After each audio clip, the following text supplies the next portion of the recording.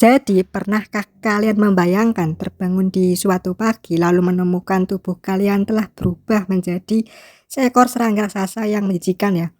Selamat datang di dunia Franz Kafka, di mana dunia kegelisahan, keterasingan, dan ketidakpastian menjelma menjadi realitas yang mengerikan. Lewat karya legendaris seperti The Metamorphosis, Kafka menciptakan sebuah metafora paling ikonik dalam sejarah sastra dunia tentang hilangnya kemanusiaan seseorang. Di balik kisah absurd yang tampak seperti mimpi buruk itu, tersimpan rekam medis psikologis dari kehidupan nyata sang penulis sendiri.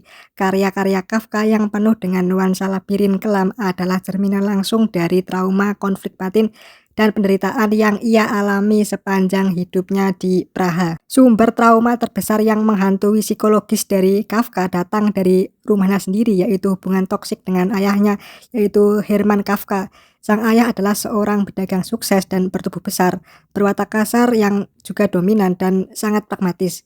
Karakter ini berbanding terbalik dengan Kafka yang sensitif, kurus, introvert. Hermann terus-menerus merendahkan minat menulis anaknya sendiri, yaitu Kafka, dan menuntutnya untuk menjadi sosok yang tangguh dan sukses secara materi demi memuaskan ambisinya. Rasa rendah diri, ketakutan yang mendalam, dan pencarian validasi yang selalu gagal ini membuat Kafka merasa kerdil. Figur otoritas ayah yang kejam juga absolut dan tidak bisa didebat ini kemudian menjelma menjadi sosok raksasa yang menindas dalam karya-karyanya, mirip dengan para hakim misterius di novel The Trial. Selain tekanan dari keluarga, Kafka juga hidup dalam krisis identitas yang berkepanjangan akibat keterasingan sosial yang kompleks. Sebagai seorang Yahudi yang berbahasa Jerman, ia tinggal di Praha yang mayoritas penduduknya berbahasa Ceko. Posisi ini membuatnya terjebak di tengah-tengah identitas ganda yang membingungkan.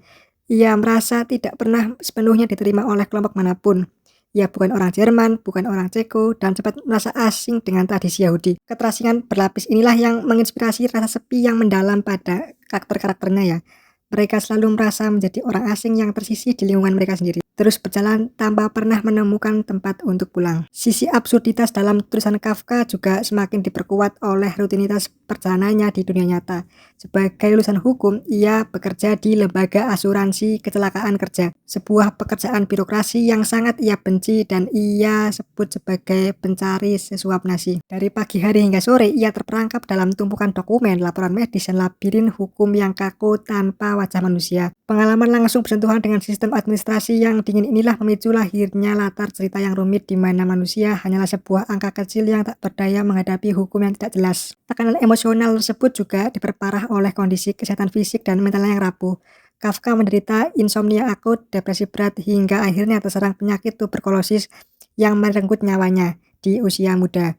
Bagi Kafka, tubuh adalah sebuah penjara yang rapuh dan bisa mengkhianati pemiliknya kapan saja. Ketakutan akan kerapuhan fisik inilah yang ia visualisasikan secara ekstrim saat merubah tokoh Gregor Samsa menjadi seorang serangga. Pada akhirnya, menulis bagi Kafka adalah satu-satunya mekanisme pertahanan hidup, sebuah kapak untuk memecah laut beku di dalam jiwanya yang sunyi.